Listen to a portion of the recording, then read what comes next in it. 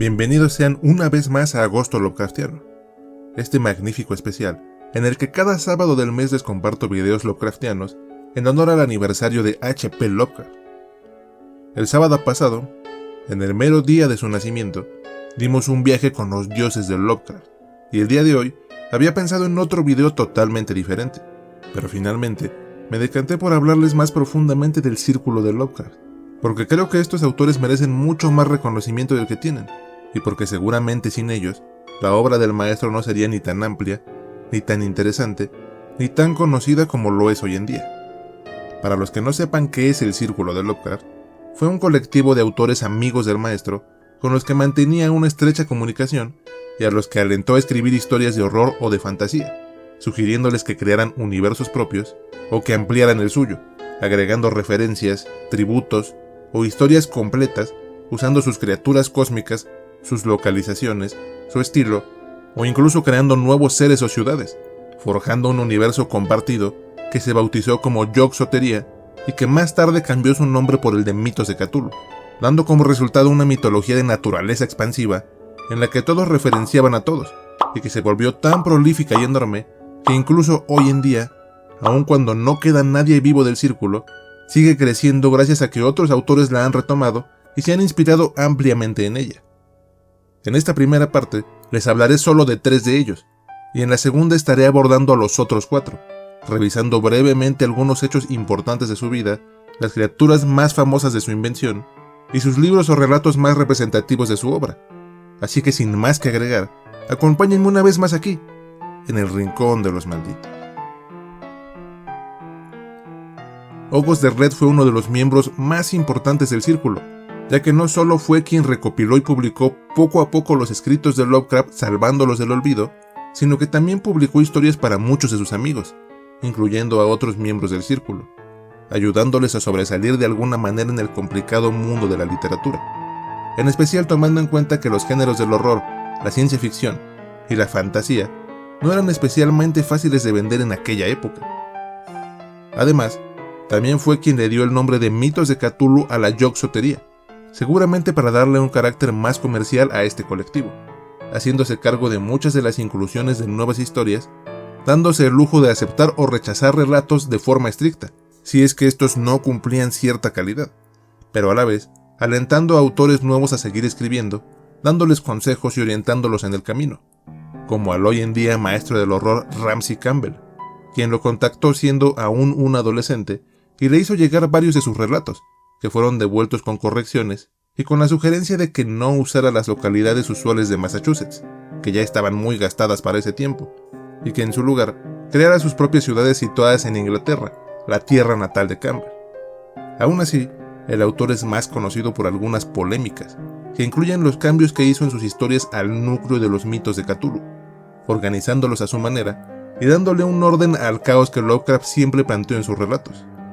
Además, también muchos especulan acerca de la manera en que Derleth obtuvo los derechos de la obra Lovecraftiana, pero ese es un tema muy amplio del que les hablaré en un futuro video.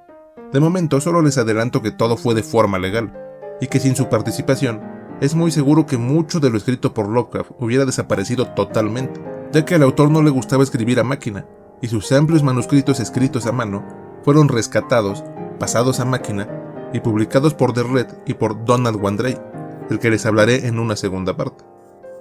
Por otro lado, un acto que algunos consideran cuestionable es que Derleth escribió relatos basados en fragmentos o en meras notas dejadas por Lovecraft, y los publicó como colaboraciones póstumas, causando la indignación de muchos, que lo acusaron de usar el nombre de Lovecraft para vender sus propias historias y lo tildaron de fraudulento.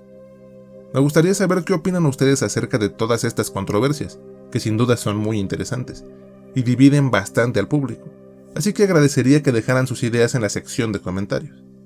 Ahora, pasando a su estilo, se ceñía mucho a lo establecido por Lovecraft, como todos los otros, pero Derleth era mucho más accesible sin perder ese aire erudito en la narrativa. Solía ser más directo y ágil en el ritmo de sus historias, y en palabras del propio Lovecraft, era un escritor sumamente versátil, que podía coquetear con lo que llamaba literatura fácil, pero sin perder la esencia del camino. Algunos incluso lo consideran como el padre de la narrativa que luego se adoptaría en los incontables juegos de rol, que ampliaron y rindieron tributo a los mitos. que se nota se inspiraron fuertemente en su ritmo ágil y en su estilo directo de contar una historia. Además, también era conocido por ser un hombre sumamente trabajador y disciplinado, que a diferencia de otros autores del círculo, tuvo un éxito comercial mucho más amplio, que le hubiera permitido tener una vida bastante más acomodada.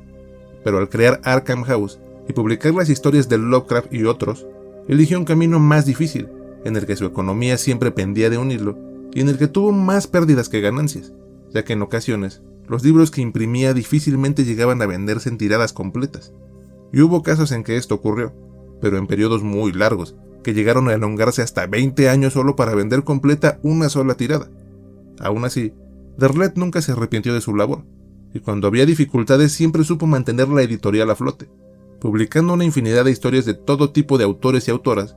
que no tenían cabida en otras casas por ser considerados extravagantes y poco comerciales. De hecho, la razón por la que esta editorial nació fue porque nadie quería publicar las historias de Lovecraft, y se tomó la decisión de que se abriría Arkham House para llevar a cabo este fin, y poco a poco el objetivo se hizo más grande y Derleth la atendió gustoso todo lo que le restó de vida, siempre con el ánimo de ayudar a sus camaradas, alentándolos, ofreciéndoles adelantos y presionándoles cuando su calidad flaqueaba. De modo que, en mi opinión, aunque el autor tuvo actitudes que podrían ser reprochables o con las que no muchos están de acuerdo, creo que se caracterizó más por ser un buen amigo y por estar entregado a la literatura, tanto a la propia como a la de muchos otros autores de su época, a los que ayudó tanto como le fue posible. Ahora, después de esta emotiva y breve semblanza, como algunas obras destacables del autor, está el libro recopilatorio La Semilla de Cthulhu, que cuenta con varios relatos cortos geniales, así como con algunas historias más largas, indispensables para comenzar a leer a August Derleth. Aún así, relatos sueltos como La ventana en la buhardilla, La sombra fuera del espacio y El habitante de la oscuridad son muy buenas historias, y vale la pena echarles un ojo. Por último, sus criaturas más representativas son Itaqua, Catuga y la terrible raza humanoide conocida como los Cho-Cho, de las que ya les he hablado en las diferentes partes de mi bestiario Lovecraftiano, y en el primer comentario les dejaré algunos links para que puedan checarlas. Ahora pasaremos con el siguiente autor de la lista.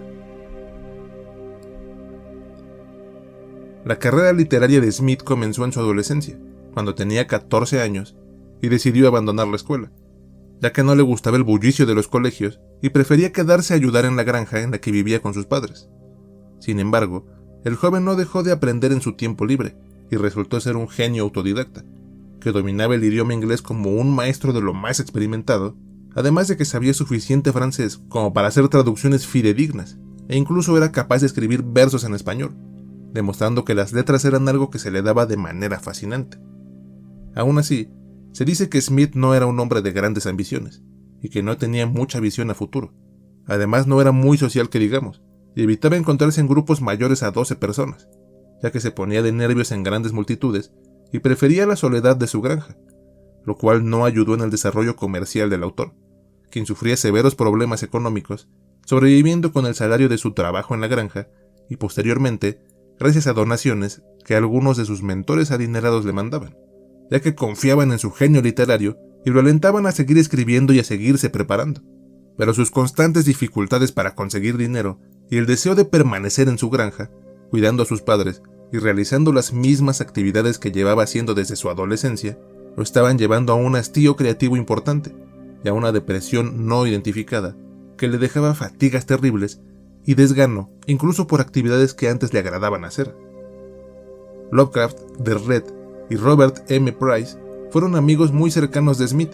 y en gran medida tomaron una actitud protectora con el joven, a quien siempre alentaron y aconsejaron que siguiera con la escritura.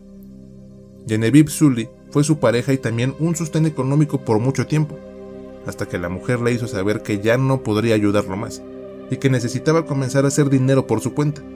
aconsejándole a escribir cuentos para venderlos como lo hacían Lovecraft y otros de sus colegas. La carrera literaria de Smith duró poco más de 10 años, y aunque escribió magníficas obras de fantasía oscura y en ocasiones casi erótica por lo jocoso de su narrativa,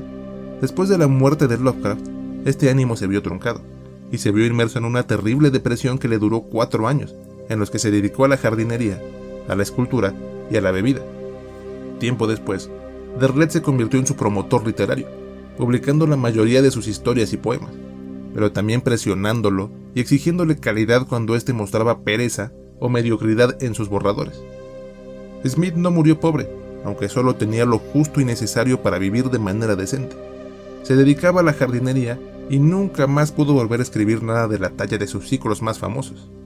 Por otro lado, Frank Belknap Long dijo de él que era un poeta magistral y que nunca obtuvo el reconocimiento que se merecía. Lo describió como a un hombre que nació en la época equivocada y en el lugar equivocado, ya que de haber nacido en la Inglaterra victoriana, seguramente habría sido muy reconocido por sus maravillosas poesías. Las obras más notables de Smith son el ciclo de Zotique, el ciclo de Hiperbórea y las historias de Averoigne, que planteaban su propio universo, a veces conectándose libremente con los mitos de Cthulhu, haciendo referencias o menciones directas, pero a la vez separándose mucho de estos, resultando en 3 mundos de fantasía oscura con historias de lo más variadas, que van desde aventuras de espada y brujería hasta relatos más oscuros que coquetean con el horror cósmico Lovecraftiano, y en algunos casos van más allá, dando vida a seres tan fantásticos y bien plasmados que rivalizan con los creados por Lovecraft. En otros videos ya les he hablado de los ciclos de Zotique e Hiperbórea, que en mi opinión son fascinantes antologías de la más fina y refinada prosa heroica, bañada con grandes dosis de horror cósmico y de descripciones maravillosas que logran hacer que el lector viaje a estas tierras malditas. Por último, sus criaturas más representativas son el dios Atokwa, la gigantesca araña Atrak-Naka y el terrible dios de la muerte Mordigian, aunque realmente Smith fue muy prolífico, creando criaturas, dioses y civilizaciones de todo tipo, así que lo ideal sería dar un salto a Zotique o a Hiperbórea para revisar personalmente a cada una de estas entidades. Frank nació en Nueva York con una familia acomodada, y aunque cursó sus estudios en la Universidad de Periodismo de la ciudad, decidió abandonarla rápidamente para dedicarse a ser escritor de tiempo completo. Comenzó a escribir desde muy joven, y era tan bueno que algunos de sus trabajos fueron publicados en la prensa amateur sin mayores problemas. Justo un par de estas publicaciones llamaron la atención de Lovecraft, quien comenzó a escribirle, y su relación se extendió hasta la muerte del maestro, convirtiéndose en un amigo cercano y de cierta forma en su mentor. Al principio las cosas fueron viento en popa para Long, quien vivía con sus padres y bajo su manutención. Además era protegido de Lovecraft, y este había ido varios pasos más allá, recomendando sus historias con los editores de la revista Weird Tales, obteniendo reconocimiento y expectativas como una estrella en ascenso. Pero después de la Gran Depresión, la familia de Long sufrió problemas económicos fuertes, y se vio forzado a trabajar para ayudar a sus padres. Además, en esta época la literatura sobrenatural estaba en decadencia, y el autor prefirió dedicarse a historias detectivescas, al misterio y a la creciente ola de ciencia ficción. En esta época Long estaba deprimido y se enfermaba con frecuencia, pero aún así fue una de sus eras más prolíficas, escribiendo por necesidad y con la sensación de que lo que ganaba se le esfumaba de las manos, sin permitirle equilibrar su estado financiero. Después de los 5 libros que Derlet publicó para Long, el hombre siguió escribiendo, y lo hizo prácticamente toda su vida, aunque algunas de estas historias fueron escritas bajo el nombre de su esposa como un seudónimo. Se describe a Long como un autor de suma importancia para las letras estadounidenses, con 40 libros publicados a lo largo de su vida, siendo un ícono en el mundo de la ciencia ficción y un escritor más que respetado y constantemente condecorado por sus contribuciones al mundo de la literatura, llegando a escribir hasta guiones para cómics o novelas góticas, y a ocupar varios puestos importantes como editor o colaborador en editoriales y revistas varias, pero aún así nunca logró escapar de la pobreza. Puede ser que esto haya ocurrido porque el hombre no era especialmente bueno vendiendo sus obras, y aunque tenía mucho escrito, no fue capaz de hacer buenos tratos por sus historias, y seguramente si hubiera tenido un buen promotor literario, las cosas habrían sido muy distintas para él. Además, sus problemas financieros se incrementaron aún más después de casarse, ya que su esposa Lydia Arco enfermaba constantemente y sufría de problemas mentales, por lo cual fue tratada de muchas maneras, incluyendo costosas terapias de choque que no le dieron muy buenos resultados. Tristemente, su esposa no mejoró, su economía se hizo aún más precaria, y aunque siguió escribiendo hasta una edad muy avanzada, nunca logró recuperarse financieramente. Long murió en suma pobreza a la edad de 92 años, sosteniéndose solo con la ayuda de algunos fans que le cedían algo de dinero, pero nunca más fue capaz de volver a vivir tranquilo y estable, mostrándose desesperado y en urgencia de dinero hasta sus últimos momentos. Ahora, Después de esta triste y breve mini biografía, pasando a su estilo, creo que puedo decir que de todos los escritores del círculo, Long fue uno de los más técnicos de ellos, demostrando no solo que era un gran fanático de la fantasía, sino también de la ciencia y de los avances tecnológicos de su época, escribiendo apasionadamente acerca de estos temas en sus historias, haciendo que algunas de ellas se hicieran algo complejas de leer en ciertos momentos.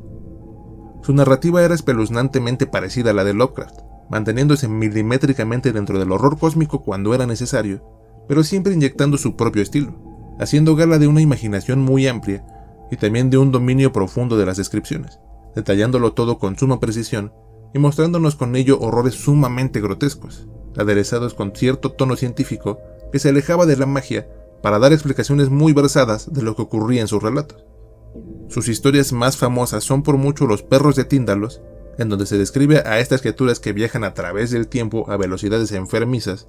y El horror de las colinas, donde se nos presenta al infame dios elefante Chagunarfaun, que es un ser dotado de malicia infinita y que está deseoso de destruir a la humanidad lentamente, disfrutando cada maldito segundo de sufrimiento extraíble de sus presas.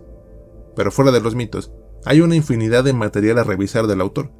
así que tienen mucho de dónde elegir si desean adentrarse en su universo. Eso ha sido todo por esta primera parte, y espero que hayan disfrutado con la información aquí expuesta, que para todos aquellos que están ansiosos por conocer la fuente y que hace unos instantes estaban minimizando el video para ir a preguntar por ella en los comentarios, se trata del libro Maestros del Horror de Arkham House de Peter Robert, en el que se nos habla profundamente de varios de los autores que fueron publicados por The Red en su editorial, y que además agrega relatos complicados de conseguir de cada uno de ellos. Además, la Wiki Lovecraft también me ayudó a complementar algunas cosas, y debo decir que no es la primera vez que me apoyo en su información para hacer estos videos, y aprovecho el día de hoy para agradecerles por su gran trabajo, y por la gran cantidad de datos maravillosos que tienen compilados en el sitio. No sé quiénes están detrás de la wiki, pero debo decir que son héroes sin capa, y no puedo más que elogiar su gran trabajo recopilatorio. Por último, solo queda agradecer al Círculo de Lovecraft por las fantásticas historias que crearon, y creo que aun con lo disfuncionales que eran varios de ellos, tenían una unidad envidiable, y se apoyaban de una forma que ya quisiéramos muchos tener de nuestras amistades, o incluso de nuestra propia familia. Y eso es algo muy bueno que podemos aprender de ellos, a ser más unidos con la gente que vale la pena, y a tratar de apoyarlos en sus proyectos o ideas, ya que incluso con algunas palabras de aliento, o un saludo afectuoso de vez en cuando, podemos cambiar un mal día por uno que se vuelva mejor por saber que cuando menos, no estamos solos en este mundo, y hay gente que nos aprecia tendiendo una mano amiga. Gracias si has llegado hasta este punto, y nos vemos hasta el próximo video, aquí, en el Rincón de los Malditos.